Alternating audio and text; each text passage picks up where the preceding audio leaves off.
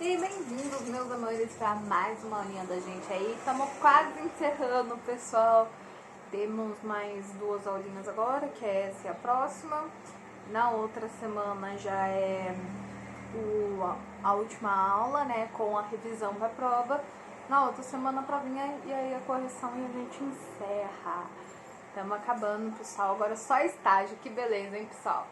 Então vamos lá. O teminha da nossa aula de hoje é a osteoporose, tá? Só arrumando a minha câmera aqui que eu tô meio longe.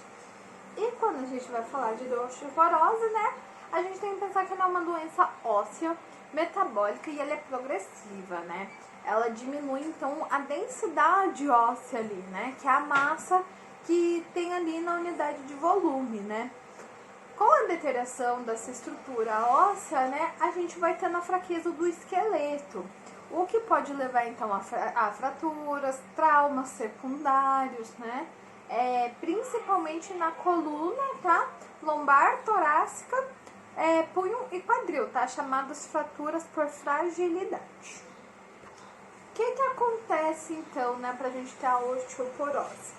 Então o osso é continuamente formado e reabsorvido.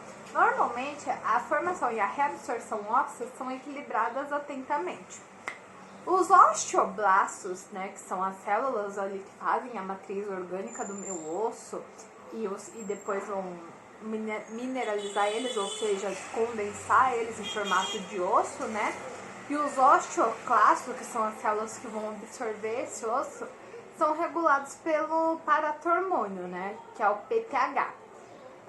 A calcitocina, o estrógeno, vitamina D, várias citocinas e outros fatores locais como prostaglandinas. Geralmente, né, a gente tem um pico ali de massa óssea que vai ocorrer nos homens e mulheres em torno de 30 anos, né, que é quando o osso vai ter terminado realmente de se formar por completo, tá? Os negros alcançam um pico de massa óssea mais alto do que os brancos e asiáticos, ao passo que os hispânicos vão apresentar valores intermediários. Os homens têm maior massa óssea que mulheres, é por isso que aí, geneticamente, a gente fala que o homem é mais forte, né? Depois de alcançar o pico, a massa óssea ela vai se estabilizar, tá? Por até 10 anos, né? Então aí dos nossos 30 a 40 anos vai ficar com o mesmo peso ósseo ali, tá? Que é o período durante o qual a formação óssea é aproximadamente igual à reabsorção óssea. Depois disso, ocorre então a perda da massa óssea em uma taxa de 0,3 a 0,5% ao ano, né? Começando então na menopausa, no caso da mulher ali, tá? A perda da massa óssea acelera em mulheres para cerca de 3 a 5%. Por volta de 5 a 7 anos, então a taxa de perda desacelera. Então o que acontece? A gente chegou ao pico ali nos 30 anos da massa óssea, né? Então o nosso osso está completamente formadinho, bonitinho, todo certinho. Dos 30 aos 40 ele vai se manter. Depois disso, a gente vai começar a perder essa massa óssea aos poucos. O próprio envelhecimento fisiologicamente faz a gente perder a nossa massa óssea. Em mulheres, a gente vê esse aceleramento da perda da massa óssea por causa da menopausa, certo? É isso que ele quis dizer aqui. A perda óssea osteoporótica afeta o osso cortical e trabecular. A espessura cortical e o tamanho da trabécula diminuem, resultando em porosidade aumentada.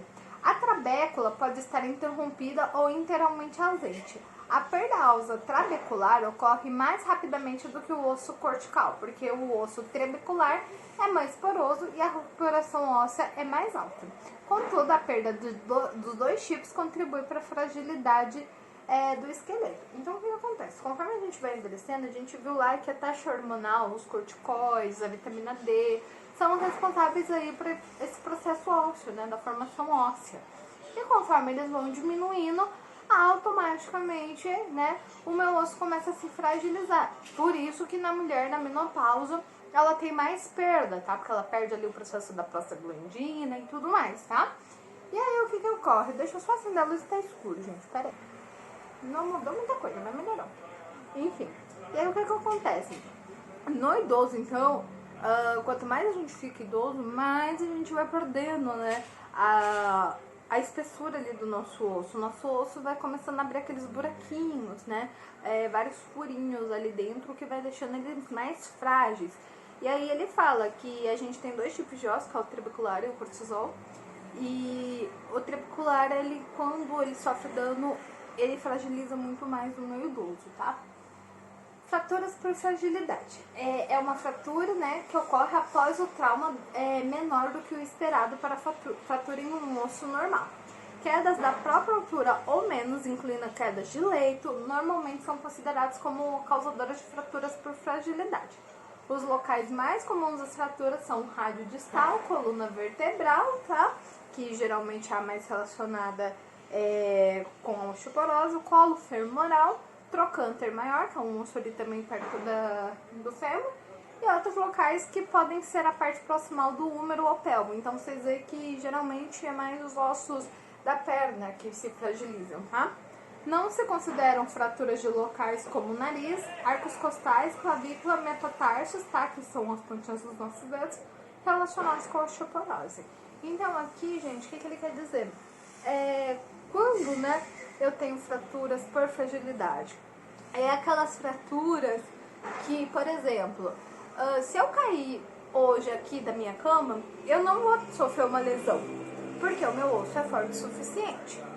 Quando eu envelhecer, cair e ter uma fratura, essa fratura vai ser por fragilidade, entendeu? Ele caiu da própria altura, só que foi uma queda tonta que ocasionou um dano, entendeu? Isso é a fratura por fragilidade, tá? As principais, como a gente viu, é dos ossos da perna, lembrando que a fêmur é a predominante, tá? Classificação. A osteoporose pode se desenvolver como um distúrbio primário ou secundário devido a algum outro fator. Os locais de fratura são semelhantes na osteoporose primária e secundária. A osteoporose primária, ela ocorre em mais de 95% das pessoas, tá? Principalmente em mulheres, e cerca de 80% em homens, tá? Também vão ser classificadas como primária. Muitos casos ocorrem em mulheres após a menopausa, né? Porque foi o que eu falei, tá caindo os hormônios ali, o osso tá fragilizando, tá? E em homens, quando eles são mais velhos. A insuficiência gonadítica, que é um fator importante tanto em homem como mulher, ou a gonadítica, gente, é um hormônio, tá? Outros fatores que podem acelerar a perda óssea nos pacientes com osteoporose primária são a diminuição da ingestão do cálcio, baixos níveis de vitamina D, alguns fármacos e o hiperparatiroidismo, tá? Alguns pacientes têm a ingestão inadequada de vitamina D. Já falei isso, de cálcio, perdão. Durante os anos de crescimento ósseo na adolescência e, portanto, nunca alcança o auge da massa óssea. Então, o que ele quer dizer assim? A lesão primária ela é a mais predominante, tá? Ela ocorre em 95% das mulheres e 80% em homens, tá? Geralmente ela vem por falta de hormônios mesmo, tá? Sendo o principal o cálcio e a vitamina D. O cálcio eu tenho que usá-lo assim desde quando eu sou criança, né? Por isso que o povo fica aí falando do leite e tudo mais. Se a pessoa lá na adolescência dela não fez o uso adequado de cálcio, ela nunca vai conseguir chegar na massa óssea perfeita dela lá com os 30 anos. Nunca vai ser completo. E isso já vai deixar ele mais vulnerável a ter uma osteoporose primária, tá? O principal mecanismo de perda óssea é o aumento da reabsorção óssea, que resulta em diminuição de massa óssea e deteriora a microarquitetura. Mas às vezes a formação óssea também pode ser prejudicada. Os mecanismos de perda óssea podem envolver mudanças na produção e local das citocinas, que são os hormônios, né, que reabsorvem o osso, assim como aumento de citocinas, que estimulam a reabsorção óssea. Tem a formação debilitada durante a reconstrução óssea também, que pode ser causada por declínio no número de atividade dos osteoblastos, relacionados com a idade, que é aquela coisa que eu falei, a gente vai diminuindo os hormônios naturalmente. E outros fatores como declínio no local e fatores de crescimento sistêmico. Então, às vezes eu tô com alguma outra doença que tá cometendo ali o meu sistema, e aí eu não tô produzindo os hormônios adequados, eu tenho essa perda óssea também. Além da minha má alimentação, tá? As fraturas de fragilidade raramente ocorrem em crianças, adolescentes e mulheres na pré-menopausa. E também não ocorrem em homens com menos de 50 anos, tá? Porque a função gonadal normal, que é aquela hormônio que eu falei pra vocês, não é uma causa secundária detectável, mesmo naqueles com baixa massa óssea, tá? Então aquele só quer dizer que, tipo assim, não é normal eu ter osteoporose em pessoas mais novas, porque a gente tem os níveis hormonais todos controladinhos, tá tudo funcionando perfeitamente, tá? A osteoporose secundária, ela representa menos de 5% dos casos, tá, de osteoporose em mulheres e cerca de 20% em homens. A causa pode ser por causa de perda óssea, né? E, logicamente, é por perda óssea. E tem um aumento de risco de fratura em pacientes com osteoporose primária, tá? Os pacientes com doença renal crônica podem ter várias causas de redução da massa óssea, como o hiperparatiroidismo secundário, elevação do fosfato, deficiência do calcitrol, alteração nos níveis séricos de vitamina D e cálcio, tá? Osteomelacia e doenças de baixa renovação óssea. Então, gente, no caso aqui, a osteoporose secundária, ela vem associada a alguma outra doença. Então, por exemplo, o paciente doente de doença renal crônica, tá? Ele perde a massa óssea dele. Então, pense assim, o primário é só pela queda de hormônio que ocorre ali fisiologicamente, ou por eu não consumir aquele hormônio ao longo da minha vida. O secundário está associado a outra patologia. Fatores de risco. Assim como o estresse, a descarga de peso é necessária para o crescimento ósseo, entretanto, a imobilização ou períodos sedentários prolongados podem resultar também a perda óssea. Um baixo índice de massa corpórea predispõe à diminuição da baixa massa óssea, né? Então aqui, se eu tiver um IMC muito baixo, a probabilidade de eu ter uma massa óssea baixa também aumenta, tá? Algumas etnias, como brancos e asiáticos, têm maior risco para ter osteoporose. A baixa ingestão de cálcio, fósforo, magnésio e vitamina D predispõe à perda óssea, bem como a acidose endógena, tá? O tabagismo, consumo de álcool também vão afetar a minha massa óssea. História familiar de osteoporose, especialmente de parenteral de fratura no quadril, né? Também aumenta o risco. Pacientes que tiveram fragilidade às fraturas têm maior risco de ter outras fraturas clínicas, né? E fraturas assintomáticas por compressão vertebral. Então, aqui ele quer dizer que pacientes que já tiveram algum tipo de lesão, né? De fratura, no caso, por osteoporose, ele tem mais incidência de ter novas, né? Fraturas aí futuramente. Tudo bem? Sinais e sintomas. Os pacientes com osteoporose são assintomáticos, a menos que tenham sofrido alguma fratura. As fraturas não vertebrais são tipicamente sintomáticas, mas cerca de 2/3 de fraturas por compressão vertebral são assintomáticas. Essa compressão vertebral, gente, é quando uma vértebra pressiona a outra e acaba tendo uma fratura ali no local, tá? Porque vai vendo o desgaste daquele espaço entre uma vértebra e outra, tá? Uma fratura por compressão vertebral, que é sintomática, começa com uma dor aguda e normalmente não se irradia, então eu vou ter dor ali no local. É agravada pelo suporte de peso, né? Então quando eu levantar um peso eu vou sentir, tá? Pode ser acompanhada de sensibilidade no ponto espinhal e tipicamente começa a diminuir em uma semana. A dor geralmente começa a desaparecer, né, em uma semana, como eu falei. No entanto, uma dor residual pode durar meses ou continuar constantemente.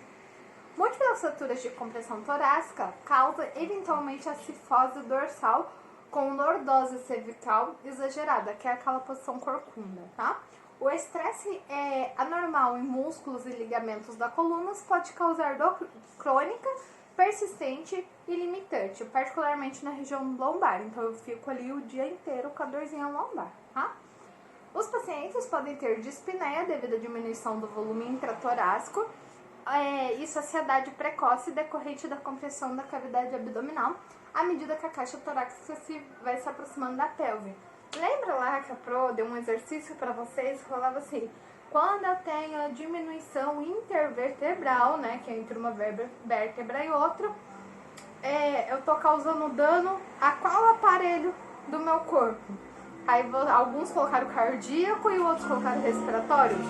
E a prof falou, é respiratório porque eu tenho a compreensão ali do meu pulmão e tudo mais. Então aqui a gente vê bem isso. Perdão pelo barulho, vou dar um pause. Perdão, gente, o povo não sabe usar o mercado aqui de frente. Eles acham que estão indo pra festa. Final de semana é pior ainda. Diagnóstico, né? Então, como que eu faço o diagnóstico da minha osteoporose? Então, tem um exame chamado densitometria óssea, tá? Que vai medir a densidade ali do meu osso. Além de radiografia simples, tá? Que geralmente a gente faz da coluna, da onde a pessoa fala que tá com a fratura. Outros exames. Uma avaliação das causas secundárias da perda óssea deve ser considerada para um paciente com uma classificação, né?